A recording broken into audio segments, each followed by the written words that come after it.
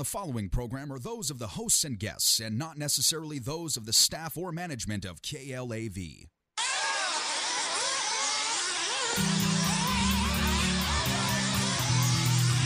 The sport of radio control racing has swept the nation, and Vegas RC Raceway is proud to present the first radio show in the nation to cover this rapidly growing sensation. So, without further delay, your hosts Eric Flynn and the Big Shane bring you Radio Control Race Chats. Hello there, I'm Eric. And I'm the Big Shane. And this is RC Race Chat. This is our second show here, and boy, do we have a show for you. Yes, a lot of stuff going on. Some great interviews today, some tech tips, product reviews, and a lot more. First off, though, if you'd like to call in and ask some questions during the interview or about anything, go ahead and give us a call at 702-731-1230. Also, you can stream us live on the Vegas RC Raceway website, which is www.thevrcr.com. So, Shane, what have you been up to this week in RC? Oh, I've been working in the garage, long hours and long nights, messing with the nitro stuff. And got a big race coming up. Oh, yeah. This weekend is the Gas Championships at Thunder Alley Raceway in Beaumont, California. Awesome, awesome. And how many times have you been over there? I've been there this is probably my 6th or 7th time at that track. It's a fabulous facility, and it's in a park setting.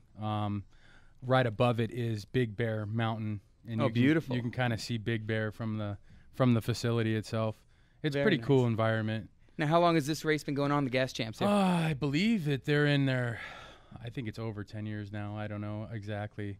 And I don't know if Proline's still involved with it. I think it's more Rob Jackson's race, and that's the owner of Thunder Alley. I think it's his race now. I'm not sure. But I do know that they will be there, and they'll be giving away free tires, and Byron's Fuels is going to be there as well, giving away some free gas with your entries.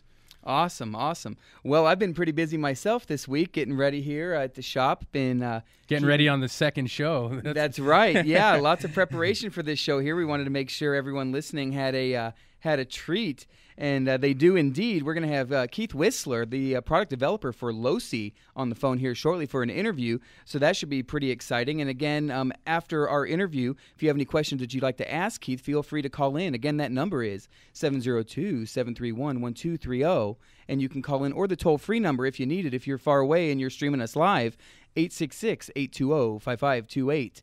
So we'll give a couple updates while we're here. The show's progressing forward. We're moving right along. I think we're getting comfortable with where we need to be. We were getting quite a few interviews lined up with what's going on, and some really hard-hitting questions in the RC community that we want to ask, and I think other people want to have answered. I know Keith Whistler, he's been to the Vegas RC Raceway. He tried it out, and that's when I met Keith, and he was a wonderful, wonderful guy. There were some other people driving Losi vehicles around, and he was out in the pits giving everyone the hot tips on what to do to get their vehicles working right. And it's really something. He should be on the phone any moment now.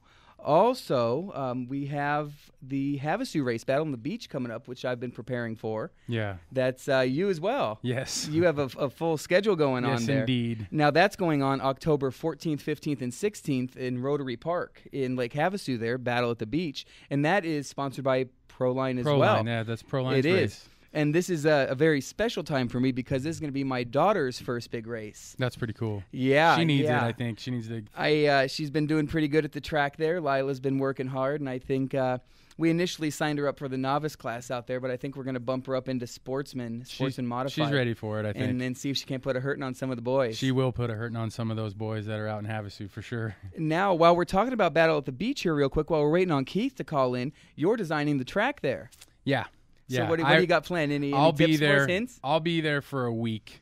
A whole week before the race? Well, I'm leaving directly after the show to Havasu. So that will be, 8 o'clock. I'll probably be out of town. It's going to be something.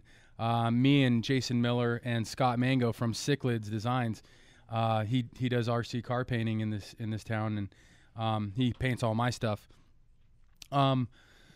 We're gonna sit down and try to go over a layout, and I usually like to just go over, look at the layout, look at what's on paper, and then it never stays the same. Like every track design, even the ones that we've done at our track, it never stays what's on paper. Like that doesn't ever work out the same way as it looks.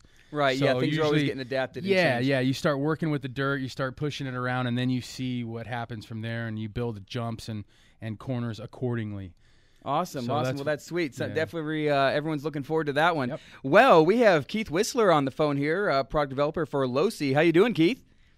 Good. How are you guys doing? Very Awesome. Wonderful, wonderful. And I'm here with my co-host, Big Shane, and we're just dying to ask you some questions here.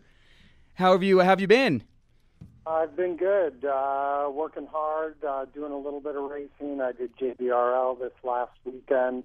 I was actually at Short Course Nationals in Connecticut at RC Madness, but there was a hurricane that got in the way, so that race kind of got canceled after one round. But great time, great people. Gave me a chance to get in touch with some of our customers on the East Coast. It was really fun. Well, that's wonderful. That's wonderful. I bet they enjoyed that. And for those of the people listening here who aren't familiar with you, why don't you let the listeners know a bit about yourself and your role at Losi and the difference between Losi and Team Losi Racing? Well, my name is Keith Whistler. I am a product manager for Losi. I have been there we're coming up on 3 years. My background, I've been racing off-road 10 scale since '83 on and off, so that's 28 years on and off, but always in touch with the industry in one way or another. The market's changed quite a bit since then, huh? Oh, yeah, absolutely. I've seen it all. When I started, we were running closed bell Malbucci 540 motors and using 1200 FC batteries, which were NiCads. Wow. Yeah, a lot different than today. That's right. The run times on those significantly less than the lipos that people nowadays are used to. Yeah, we were struggling to make 4 and 5 minutes in a race. Wow, that's awesome. Well, let's get into the questions here. Shane, why don't you kick them off? How did you get started in the RC business, and how did the path intersect with the developer position at Losi for you? Well, I was working in real estate marketing at the time. I was living in Mission Viejo. I'd been in that industry in marketing and title for several years, and wasn't totally my speed. But I was racing. I was searching the internet, and I was not happy with the battery packs that I had bought. And I thought, man, maybe I could try and do this myself. And long story short, I started a company called Slingshot Batteries. Okay. And that was back in 2004. My main cell that I used was the EP4200. I actually introduced that cell to this country for the manufacturer in China. And that's kind of how I made my name. I took an idea, I took a concept from the ground up, used my college education, I guess, which was public relations and marketing, and made my own company. And did that for, 5 years, till 2009. Okay. And at that time, that's when LiPo was really starting to take over. And I just didn't want to get into that. There was... it took away my ability to make the cells my own. So it seemed like it took a while for the LiPo technology to kick in. I know that everybody's been using it in their laptops and stuff like that, and then everyone seemed to still use nickel packs. I wasn't racing RC cars then, electric anyways, so I didn't know much about it. But I do know that it did take a while. Just kind of like these life packs that are safer than a LiPo pack. I heard they don't catch on fire and they don't explode, and they don't it's taking its time to get into the marketplace. Sure, I mean right now the LiPo pack is the preferred power source, and it's significantly better than the nickel cells. And until a new technology comes along, people are going to stick with what they know. So, I mean, the one thing to think about is that the mini market and the helicopter and airplane market were already well into using LiPo and brushless technology. It had been used in that segment for many, many years before we caught on. Yeah. So then before it got introduced to electric cars. Yeah. Wow. Now, I have a quick question for you here, Keith. The batteries that you had developed there, how did they differ from the ones that were out in the market then? They were no different. There were other matchers that were able to get the cells as well, but I did all the legwork, and then my cells went through my process, which was something that I built over the course of a couple years. And, it was my zapping process. It was my conditioning process. It was just something that made it different than what was available. There were other good packs available, but I think that mine were some of the best. I had some great drivers that represented my company and helped me get to where I am today. Do you think those drivers helped you sell your product? Absolutely. Absolutely. I mean, the way that I see it is pro drivers sell chassis. And, of course, they sell motors and batteries, but you get more out of a local fast guy that's using your packs. Yeah, because everybody wants something that the fast guy has. Everybody wants. That's right. Yeah, they think that they're going to go faster because they're using such and such product, and I've noticed that as well. It's all marketing. I'm sure Eric can attest to that. Yes. Absolutely. It's all in the details there. Well, moving on here. What was the first project you worked on for Losi, and how's it affected your design and development choices? Well, I started with some small stuff, some parts, some aftermarket stuff. I don't even totally remember exactly what I did. I did some mini vehicles. I should mention that when I started, I had the luxury of being seated next to Todd Hodge and Richard Trujillo. Actually, Richard Trujillo is now the category manager at Losi and my boss. And then Todd Hodge is now the category manager for TLR. So I had those two guys to kind of guide me along. I learned a tremendous amount from both of those guys of how to bring an idea to market and then, of course, support it after it's in the market. So, I mean, I'm continually learning every day. The market changes. You guys know this. We've got to be on top of everything that's going on. And then from my what I do, I basically take a idea and take that all the way to the market. Like I said, I'm there for the manual process. I'm there for the design process. Sometimes I work with an in-house designer, sometimes a vendor designer. I basically quarterback a project. I work with a lot of great people. I think the coolest thing about it is you're running these products, and you're just not writing it on a piece of paper and say, "Hey, try this out." You're actually out there in the field with this stuff, and that's pretty cool. That's always the best way. It's the best way. Fortunately, I have some products that are being raced. A lot of the products that I've developed will never see a racetrack, and that's okay. I mean, that's really the segment that we're after. Us, the racer, and I'm a club racer. I'm still in touch. We're the small part of the pie. We're really at Losi. We're looking for the lifestyle people. For the people that are new to the sport, the bashers that are out there, and everything else. People wanting to get introduced to the hobby without going into a full race platform right out of the I know gate. a lot of people are scared to race. They're intimidated by the whole thing. Right. I mean, you can see that. Now, a question here. I'm sure some people are curious, and I know I'd like to know myself.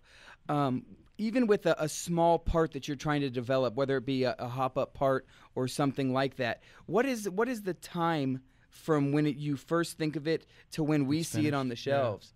Yeah. That's something I think everyone would like to know. Well, it really depends. It's if it's a product that we know there's no competition in the market, and we can develop it over a longer period of time. If it's a small part, I'm looking at from idea to in the hobby shop, on the track. 6 months would be a fast thing.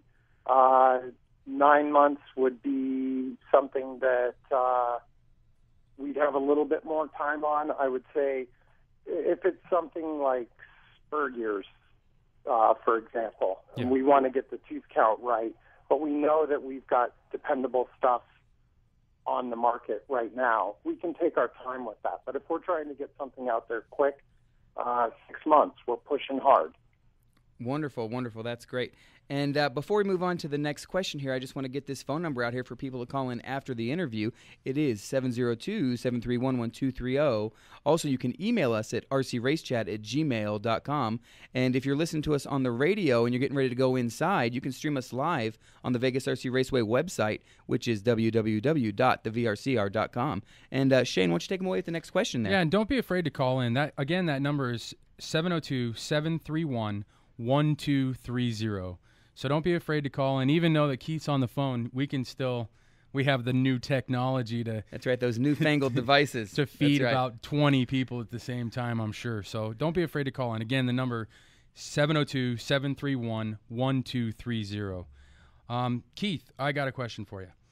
Okay. Do you feel the saturation of the ready-to-runs in the market has helped widen the general demographic or diluted the core base of this sport? Well, that's a double-edged sword, I guess. Yeah. The ready-to-run market has absolutely helped our industry. I agree. What it's required us to do is be sharper in our presentation. Before, I think our RTR customer was, or even the customer that was building kits, they were more educated and like to tinker. Now we're trying to compete with video games. Really, we're trying to be plug and play. We'd rather have a kid out there running in the street with their RC car than playing a video game. Of course. I think that's great for the people in the sport to make the kids get off the couch and actually hands-on instead of video games and the computer and stuff like that. Go ahead, Keith. I'm sorry. I didn't mean to cut you off. Oh, no problem. No problem. It's an experience altogether. It's a learning experience. There's a lot of positive lessons to be learned about caring for your vehicle, taking care of it, maintenance, learning to drive it, learning to control it, learning the electronics. There's a lot of valuable things to learn there. And now with the ready-to-run market, it's available for so many more people. But we've got different skill levels coming in, so we have to be sharper in our manuals. We have to be more on top of our game. So really, I think the ready-to-run market has helped. I don't think it's diluted the core base. It's only made it grow. Of course. I mean, when you're saying core base, I'm thinking racers. Yeah. Right, absolutely. Now, the racers will always be there. Wonderful. Now, with these ready-to-runs, more and more people buying these ready-to-runs, Keith, do you find that they get one of these and then when time comes for another vehicle, they buy another ready-to-run, or are they moving up to those more race-oriented platforms? Well, I would probably say from my research, people, there's two different customers there. There's the customer that wants to progress and wants to get into something bigger and more high performance. And then there's the customer that just wants something to play with. And maybe they want a rock crawler, or they want a buggy, or they want a short course truck. I mean, we've got so many different vehicles we can provide them with. I would say that most people, there's probably a small percentage of people that move up the chart and get into race vehicles. We hope they do, but also at Losi, we've taken what we've learned from the TLR platforms, and we've presented some RTRs under the Losi banner that we learned everything from our race programs. So you can still get a high-end, performance vehicle from Losi that could be competitive on a track. Absolutely. Yeah, absolutely. I know even with some, I've taken, people always give me their cars to drive and say, hey, drive this real quick, tell me what's wrong with it. And I've taken some ready-to-runs and with a couple, just a couple small adjustments, they're pretty close to race ready. I mean, they're not that far off from a race ready vehicle. Right. They're definitely getting better. They're definitely more advanced than they were a few years back. Of course. When you'd get some stuff in there that I know from other manufacturers. Losi's always been real good at putting the good stuff in there. But some other companies, they really put some stuff that's kind of one step above disposable in there and call it ready to run. It's and like I know Losi, one run and done. Ready to one run. Yeah. Now here's a question that I have kind of attached to this same question is and I've heard this a lot here at the Vegas RC Raceway, is these people that get the ready-to-runs, Keith, they get them and they snap something or they strip an idler gear in the transmission, and they have this glazed-over look because they didn't build the vehicle. They might not necessarily know what they need to do to get it repaired. What would you suggest for people in that situation with the ready-to-runs that are maybe a little timid to crack her open and get her fixed? Read the manual. Well, yes, I heard something in the background there. Read about the manual. Well, as I can tell you as a man, you'd be surprised how many people don't want to read the manual. I flipped through it myself and put it down. I understand that concept, but we provide that manual there. There's the local hobby shops like yourself, Eric, that can help people do it. And you just got to get in there and try it. It's our directions, our manuals show you how to do it. We've also got a customer service line that we take calls all day. We've got a gentleman, his name is Bill Goldsmith, and he answers questions from pro racers all the way to a guy looking to purchase a Losi vehicle. So no matter what the problem may be, whether a tire come in unglued off the bead or a snapped chassis, they can call that service line there and get the answers they need. They can, but we always suggest call your local hobby shop first. Develop that relationship. Get to know that guy behind the counter. Well, wonderful, and I would definitely say that's important. Help. Right. Yep. Well, moving on to the next question here, and this is a pretty big one, I think. With the emergence of short course trucks taking center stage over the past year and a half, do you see it staying a powerhouse in the industry in relation to enthusiast retention and the race scene as a whole, or a dividing force separating casuals from the hardcore? Well, I think this kind of relates to your question above about the RTR models and diluting the core base. I think that enthusiast retention has been the highest in this industry since the introduction of short course trucks, and especially the licensed short course trucks that people are able to see on the Torque series or the Lucas Oil series. They can see a truck on TV. They can see the podium at the end of the race. They see the guy holding up the truck. They can go buy that truck at the hobby shop. And that brings in so many people. I think it's made it never huge. had that opportunity. Yeah, I think it's made it. I think it's made this sport grow tremendously in the past couple of years. And now, I was speaking on our last week's show about how I even saw them in NASCAR. They set up. I know that Traxxas sets up their little displays at a lot of these races and stuff. Does Losi do anything like that? Set up displays at like the Torque series? I'm not too familiar with that. Not at the Torque series because that's actually owned by Traxxas. But at the Lucas Oil series, we're actually affiliated with a couple teams. The first team that we struck a deal with was Sean Geiser and the Ready Lift team. Okay. So we've got a licensed Sean Geiser mini truck and also 10-scale triple XSUT. And Sean would sign hero cards and give them to the kids.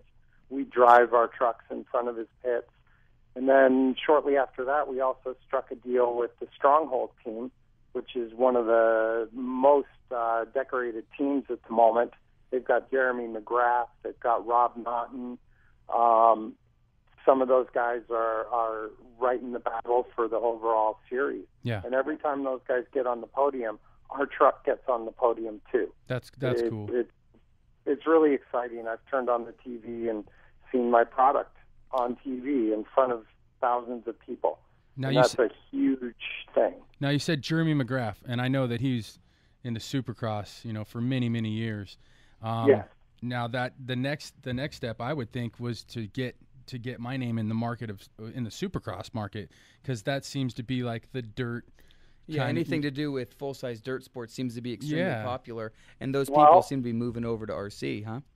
I wasn't quite finished with the teams that we're involved with. We're involved with the Rockstar Suzuki team. There you go. Which is the motocross team. And we have displays at every Supercross, and we've actually been at a couple of the outdoor ones. We were at the finals and had a booth there, and we're in the pits with those guys too. And we've got several of those guys run our product locally here in Southern California. So they hang out with us, and they understand everything that we're doing, and we understand a lot of the stuff they're doing. In fact, one of our designers has a motocross background. So yeah, I do too. I raced motocross as a kid into my early 20s, and now I'm all beat up and bruised up. I can barely walk, so I race RC cars now. I don't get hurt racing RC cars RC's unless been it your hits me. savior with that one. Yeah, unless it hits me. But other than that, it keeps me pretty safe and out of harm's way. And I can always fix the car. I can't fix myself. You're not corner marshaling hard enough if you don't get hurt sometimes. Yes, I get yelled at a lot. Taking your time, huh? Well, now, got a question for you in relation to this question that I just asked you here, Keith. The guys, I know this is kind of more on the TLR side, so I'm not sure if you have a direct answer for me. Do you find that with these short course trucks becoming more and more popular, are the pro drivers, the big names that ride for Losi, are they excited and enthused about racing short course at these big events? Or is it something that they do to maybe just fill a class? Oh, no, they're having just as much fun as we are. In fact, Dustin Evans just TQ'd and won the final round of the Short Course Showdown, Scotty Ernst's race series that he promoted this year. It was at Mike's Hobbies in Dallas. I just watched that. That was this past weekend, correct? Yeah, it was. And Dustin actually TQ'd and won both two-wheel, Pro 2 and Pro 4.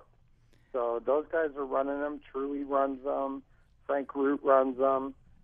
These guys are having fun with them. I got a chance to meet Frank Root at Coyote Hobbies here in Victorville. And awesome guy.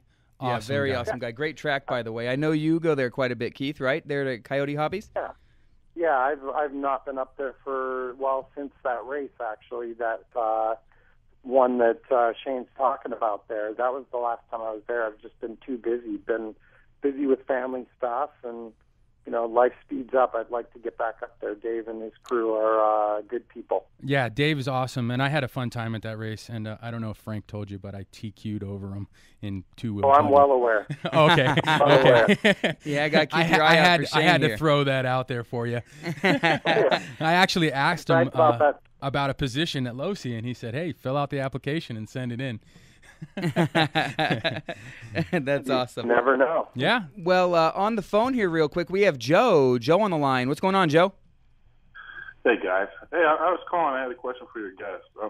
If I'm in the market to buy a new buggy, which I am, why would I buy a Losi as opposed to a Traxxas or an Associated?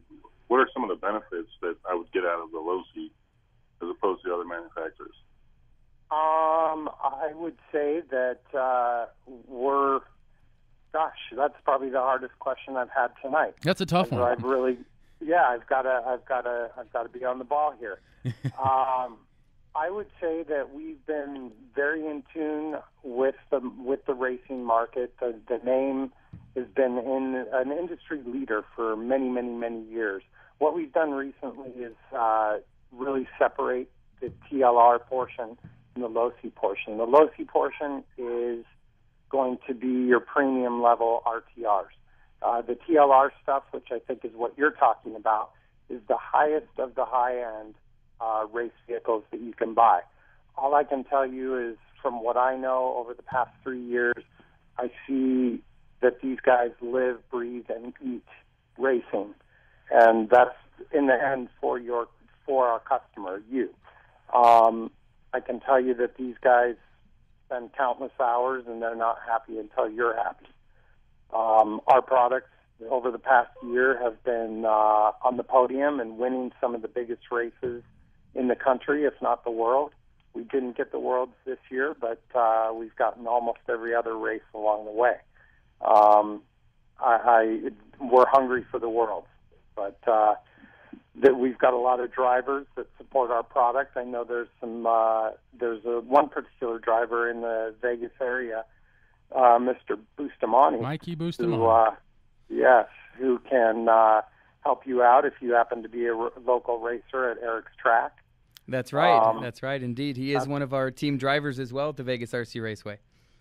That's what our team drivers are out there to do, is to help you guys, the customer. And we try and have some at every track.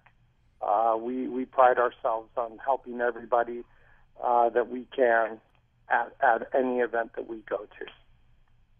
Does that answer your question? Absolutely. Thank you. Awesome. You're welcome. Awesome. That was an excellent answer by Keith there.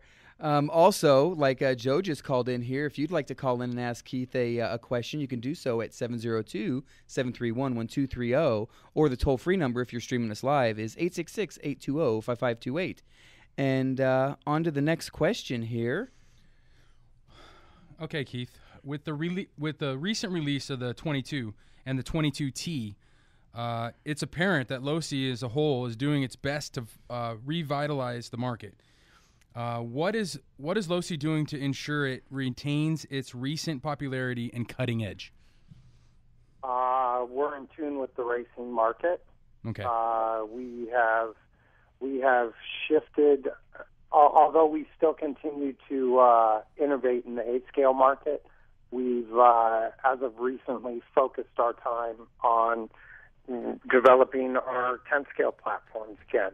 And I'm going to say it again: we're still very competitive in 8-scale, but for the time being, at this moment, we're putting a lot of focus on 10-scale. So that's been very helpful. That's allowed us to be innovative. There's a lot of great feedback that comes from our excellent team drivers. We've got a great team in the office, and we're trying to stay in front of the market. So I think you guys have been on top of it, especially with that new 22. That Losi buggy is phenomenal. From what I've seen locally and at big races, it just seems to be planted on the track way more than any other car. It's hard for me to keep up with them. I don't own one at the moment, and it's definitely hard for me to keep up to that car. And then I haven't got to see the new 22T, but I saw it at the Nats on like YouTube and stuff like that, and that truck looks super dialed.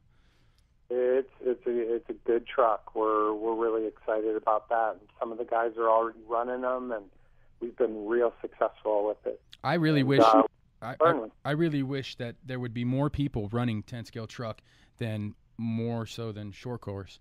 Well, that's kind of what we're hoping with the release of this vehicle. Yeah. Because at the big races, the pros are obviously still running them. This might make some of our competitors rethink some of their platforms and revitalize the class even more. There's always a stock truck class wherever you go, so that remains there is indeed. Fairly strong.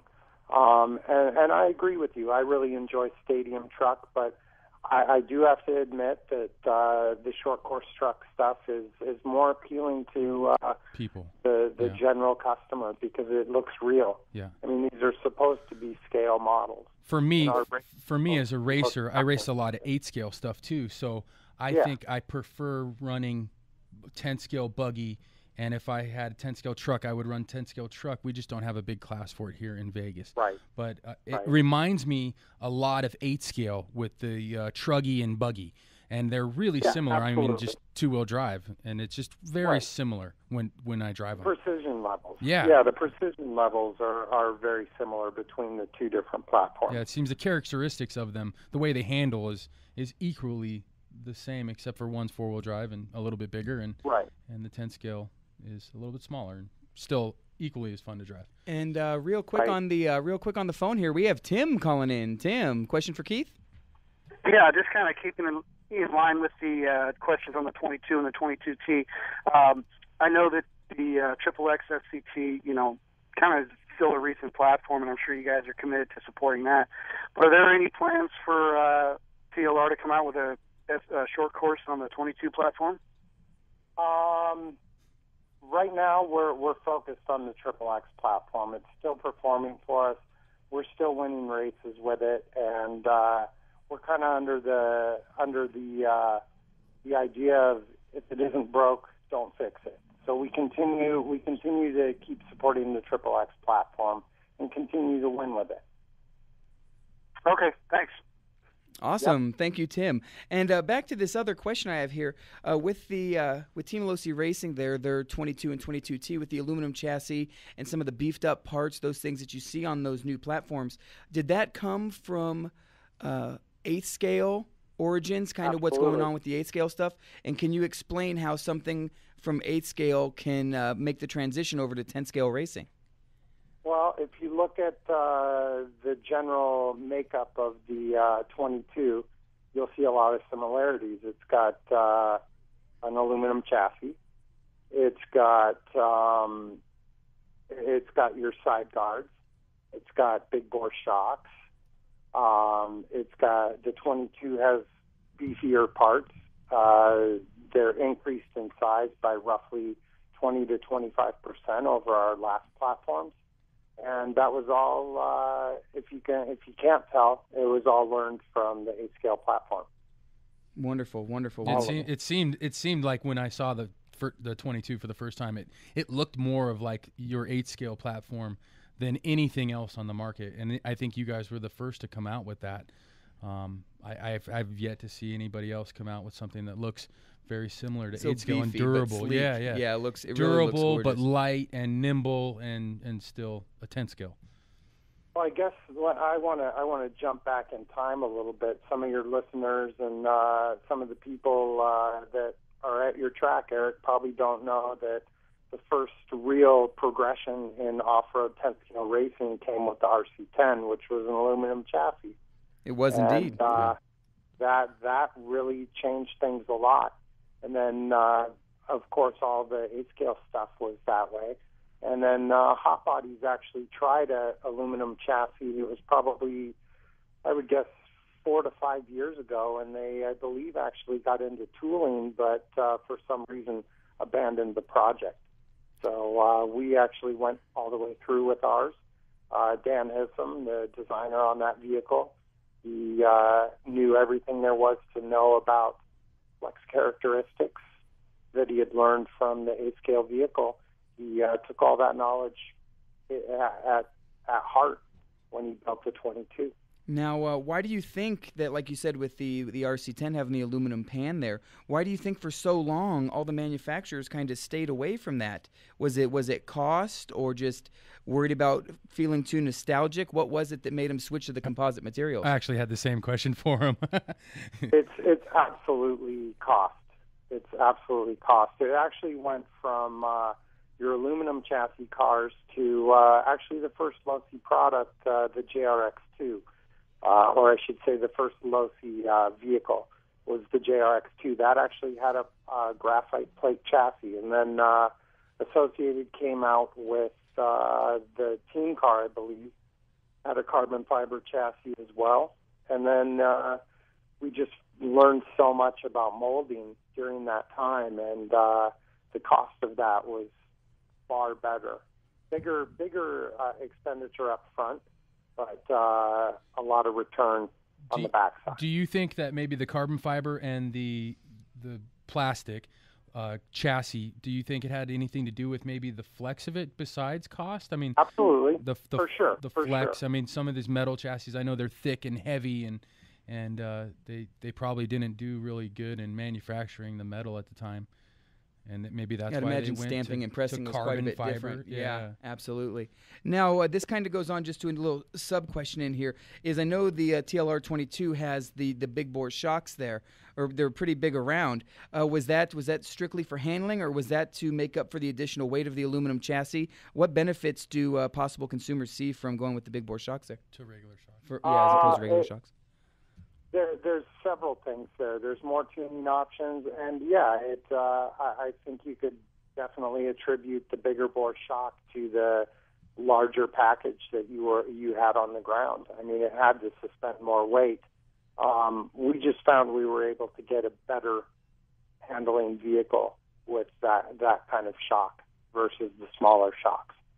So it allows you to run lighter oil. It gives you a much broader tuning range. Do you think, in your opinion, that the smaller shocks, do they tend to heat up during? I mean, some of these races, they're only 7 minutes long, and I've heard some complaints about running smaller shocks compared to big bore. Oh, well, they get hot, and my car doesn't. My car doesn't handle the same when they heat up, and that's why I got big bores. I mean, do you think that plays a factor in the car at all? I guess if the customer Yeah. feels that way and they're going to come and buy my big bore shocks, then yeah, absolutely. There you go. In all reality, any car can be tuned correctly. I think during a race, you're not going to see much of any change in your shock action, unless it's maybe an hour-long main. You're Yeah. going to see more. I've never seen any shocks fade away. I mean, even an RC18, they're tiny little tiny shocks on a like mini Losi, mini T or something. I've never seen them fade. So the thing that they're probably not factoring in is maybe it was a big temperature difference between the runs. I mean, maybe there was a 20-degree temperature difference morning and afternoon. there you go. I have seen that actually happen, especially with 8-scale racing. Real quick on the shocks here before we move, just the question that I would like to know. The emulsion style shocks compared to the bladder shocks, especially with the big bore, is there more noticeable difference between going to the two? Because I know some of the guys, even Mikey Bustamante there who runs for you guys, switches in between the bladders, no bladders, so on and so forth. What are some of the benefits for the newer buggy guys that might not know what the difference is when someone's telling them to yank the bladders out or put the bladders in? It provides a more progressive feel, I guess, without the bladder in there. There's more back pressure with the bladder, so it just causes a little bit different suspension characteristics. We're learning so much. I should say we're having good success with the current setup that the team guys built, and I think that I would suggest that the customers try for themselves. I unfortunately don't get enough track time to be able to even notice a difference like that, but I honestly have not tried the emulsion because I went straight to the fast guys at work and said, what should I run? And they told me to cut the bladders. So there you go. I would suggest trying both. Wonderful. Yeah, it's always nice to try both and figure it out for yourself. I've also heard about the O-ring difference. There's different O-rings that you can run in these big bore shocks. There's a stiffer one and a softer one, I suppose. And I guess some last longer, smoother, yeah. Yes. For the people that are willing to maintain their shocks, we have some O-rings that have a little bit different tolerance and provide a super smooth feel. Most of the racing guys are using those. But there's time. I mean, if you're on a bumpy track and a real loamy, dirty track, dusty, you might not want to run those because you might be sucking up a lot of dirt. So there's conditions where I would not suggest running those. At your track, Eric, you could run those and be completely fine because nothing gets on the car after a run. But cars stay pretty clean. Yeah, the clay allows it to stay debris-free for sure. No stained chassis there. Well, Shane, you got another question? Yeah, here. I do, Keith. Do you think recently the winning streak of the 22 buggy has promoted the casual drivers to purchase a buggy opposed to SCT, and is Losi concerned with dividing their market? Well, that's an interesting question. Our hope is that somebody maybe their first vehicle is a XXX SCT, and maybe that guy. We talked about this early on about that small percentage that actually go to the track with their RTR vehicle. And we, of course, would love them to get bitten by the bug of racing, and we would love for them to consider a 22 buggy, but there's special customers for that. Yeah. Not everybody's into that. No, personally, I love buggy.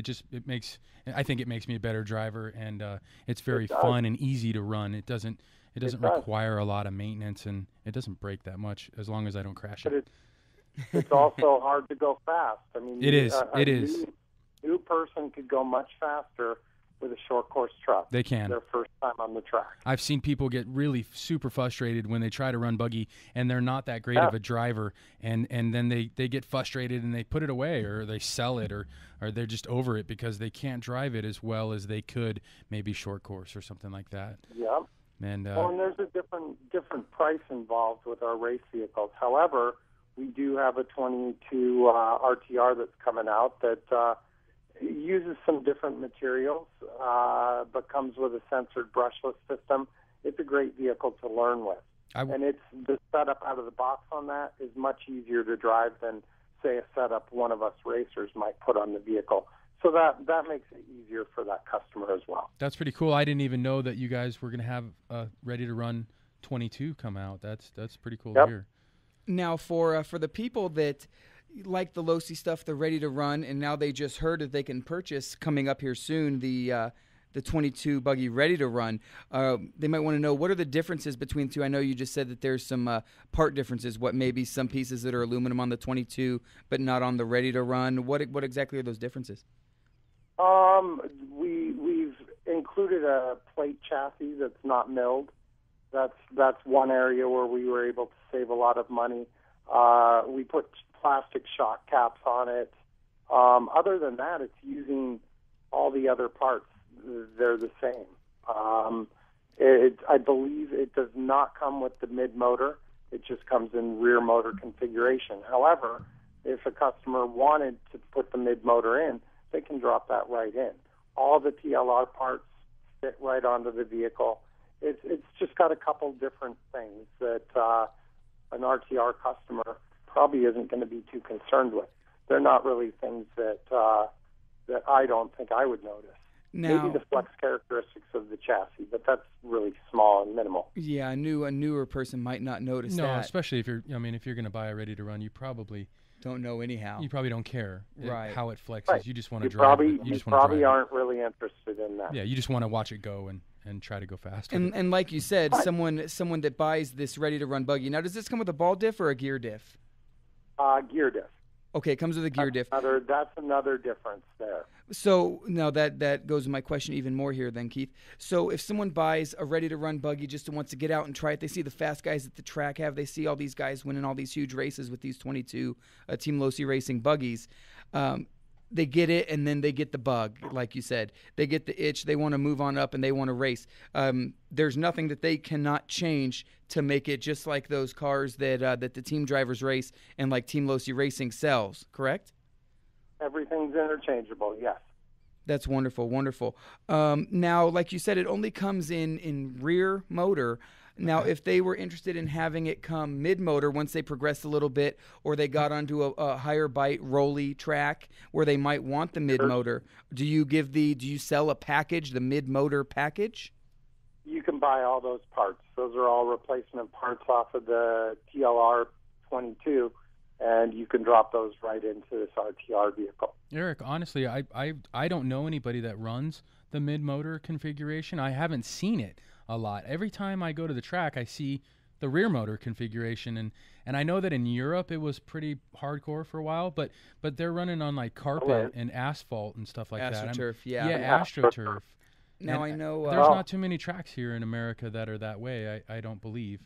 I mean, I actually think mid-motor would work well at Eric's track. I was actually going to say that on Friday nights, which is our practice night at the Vegas RC Raceway, we end up with 100 people there on practice night, a bunch of families, and a lot of the guys have moved up to this Team Losi Racing 22, and almost all of the ones I've seen have actually bought two cars, one for rear motor and one for mid-motor, because they love them both so much. I've driven both platforms at your track, but I don't think when I drove the mid-motor configuration, it was set up correctly. Now, Keith, maybe you can tell people real quick here. I know we're starting to run out of time. What differences would a newer person see if they were curious about, what would switching my vehicle to mid-motor do? What benefits would I gain? What might be some pros and cons of switching it to the mid-motor? Well, the mid-motor is going to allow it to carry more corner speed.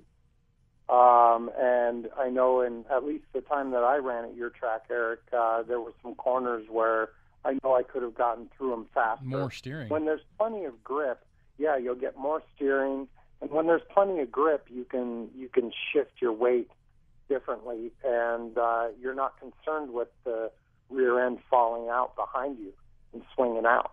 Yeah. So if you've got the grip, if the grip level's up, then mid-motor is definitely an option. That's wonderful. And would you say in the air, these people that are maybe newer at jumping these vehicles, I know on the current layout I have now, I have a pretty big triple down, which is a big tabletop. It's about 22 feet, and they get some big air here, and I see some nose-up jumps and some nose-down diggers. How does the vehicle jump differently in mid-motor to rear motor? I have not actually driven it in mid-motor, so I can't totally speak for that. But from what I've been told, it's got a great attitude in the air, as it equally does in rear motor configuration. So it's all about how you take off from the ramp and what you do in the air. Absolutely. I know that my 22, I don't have to, unless I blew the jump, I generally don't have to do a lot of stuff to it in the air. You don't wheel twitch and buggy whip? I'm not that good. I think you are. Well, that's awesome. Well, in closing here, question that I'd like to know, I think everyone would, what would you like to see change in the RC industry in the next 5 years? And what do you see becoming the next big craze? Yeah, what's the next big thing on the market, like these short course trucks? What do you think? Well, I do got to give a plug to a couple of our new products. Wonderful. The 5T is our new fifth scale four-wheel drive. That thing's pretty awesome. I saw a video of that the other day. Yeah. It looked cool. To see that, you can go to www.losi.com, and you can see videos. You can find out everything you need to know about that. You can always plug in Losi 5T on YouTube and see all the different videos for that, too. We've also got the new Mini 8, which is my latest project. You can find that also at www.losi.com, and it's a scaled-down version of the Mini 8. So we're really excited about those. We think they're going to be, well, we know they're going, the 5T is an industry leader. There's nothing like our truck out there, so it'll be interesting to see what happens with that platform. And then the Mini 8 is, we're trying to live up to the name that we've created with our 8-scale platform, franchise, one of our franchises. Did you design the Mini 8? I was the product manager, and I worked with the designers. I was with a group of people on that project, and I had some input, but I was not technically the designer. I was definitely the project manager. I saw the video of that car the other day too, and I thought that was pretty cool because it's like a mini 8-scale, and it looked just like the Losi. And I thought it was pretty awesome. Eric's track. Yeah, I think it would be a huge class if people can get it because now you can bring that smaller 8-scale platform and kind of crush it down and put it onto our smaller play track. We do product reviews here on RC Race Chat, and we would love to have our hands on one of those one of these days to whip that thing around the track a few times and let our customers know why they need to buy one of those. Well, I'm actually going to be in Vegas in 3 weeks for an Incubus concert, and maybe I can stop by your track. We'll be in touch during that time. That would be awesome. Wonderful. If I can put my hands on that and I can maybe see how fast I can get around the track would be helpful. Wonderful. Fun. So real quick here before we close out, I got to know it. Where do you see short course racing going from here? Is it going to continue skyward? Are we going to see a bigger flux of four-wheel drive 10 scale, or is it going to stay with the 2? What do you think real quick? I think that both are going to continue to grow. We're still attracting lots of new customers through that segment, and it's going to continue to grow.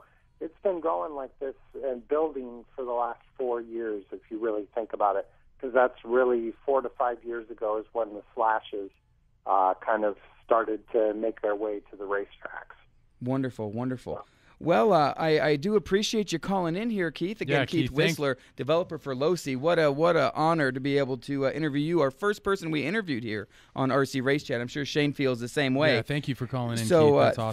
Thank you so much for calling in, and be sure and swing by the Vegas RC Raceway when you're in town next. I'm looking forward to seeing you and that Mini 8, trying that thing out.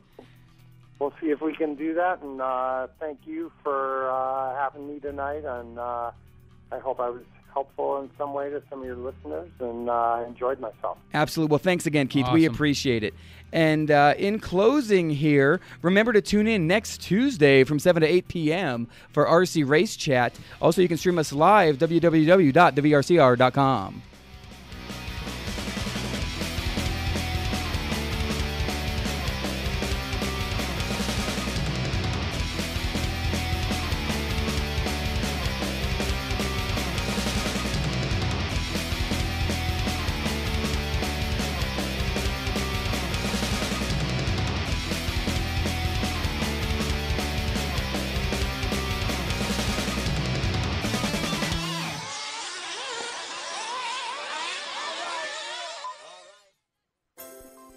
My name is Jeffrey Burke, and I'm the host of the Staying Healthy Show here on KLAV. The Staying Healthy Show is now on KLAV 10 times per week. 10 times for you to hear the best guest in the industry and learn about the best nutritional products available for your good health. You can hear my show weekday mornings at 8 and a new show again at 5. Both shows are drive time for your listening pleasure. The show is sponsored by Stay Healthy Health Food Store, located at 840 South Rancho Drive in the Rancho Town and Country Center on the northwest corner of Charleston and Rancho. The hours of the store are Monday through Friday from 9 to 7 p.m., Saturdays 9 to 6, and closed on Sundays. Wayne Rudolph built his store with 3 principles in mind: great products and selection, a knowledgeable staff, and memorable service every time you visit his store. Please tune into the Staying Healthy Show 10 times per week here on KLAV. I'm looking forward to chatting with all of you and helping you get healthy, be healthy, and stay healthy. Hi, my name is Gary Bridges, and I am the Home Pro Inspector. Join me every Wednesday at 1 p.m. Each week I'm going to take you on an inspection of a home we have here in the Las Vegas area. We will discuss the inspection points we observe and the common safety and hazardous defects we find. I'll explain everything you need to know about what is behind the walls, up in the attic, in your yard, and the systems that operate your home. So join me on the Home Pro Inspector every Wednesday at 1 p.m.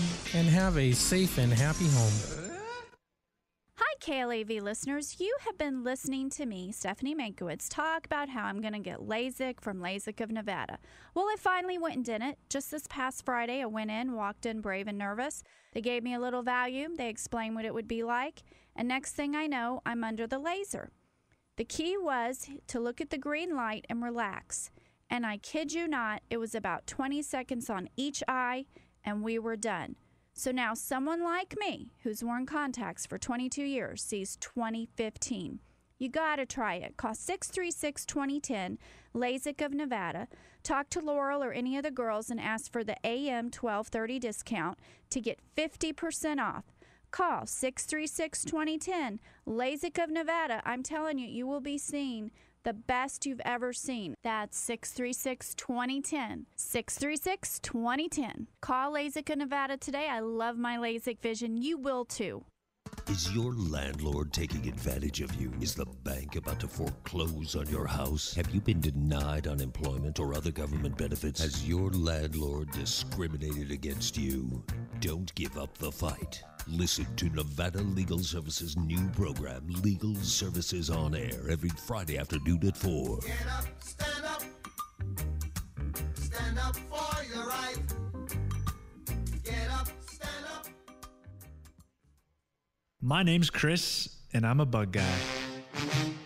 My name is Mike, and I too am a bug guy. Join us every Tuesday at 3 p.m. for our show, What's Bugging Ya?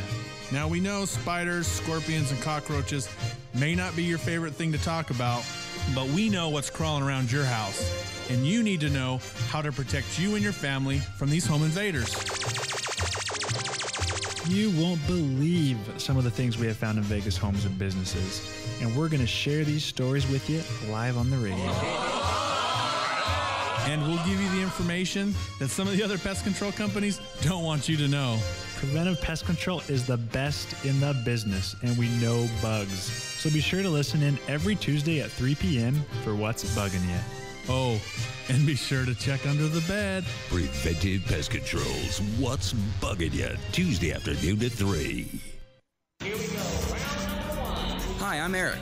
And I'm Shane. Listen to Radio Controlled Race Chat every Tuesday from 7 to 8 p.m. for all your RC-related information. From pro driver interviews to product reviews and tech tips, Radio Controlled Race Chat covers every aspect of the newest sport to sweep the nation. Catch Radio Controlled Race Chat every Tuesday from 7 to 8 p.m. starting September 13th. Or stream us live on the Vegas RC Raceway website, www.thevrcr.com. Again, that's www.thevrcr.com. Love us on radio, like us on Facebook, and follow us on Twitter. We are KLAV 1230 AM. You're listening to KLAV Las Vegas. Hello, Las Vegas. It's the Music Guys. I'm Joey. And I'm Drew. Join us each week as we discuss everything music in Las Vegas, from the headliners to getting your first hit record. So hang on to your guitars, because this New York Italian and this Texas Cowboy are fixing to mix it up in Las Vegas. Every Friday at 2 p.m. on KLAV, the Las Vegas music scene. AM radio never sounded so cool.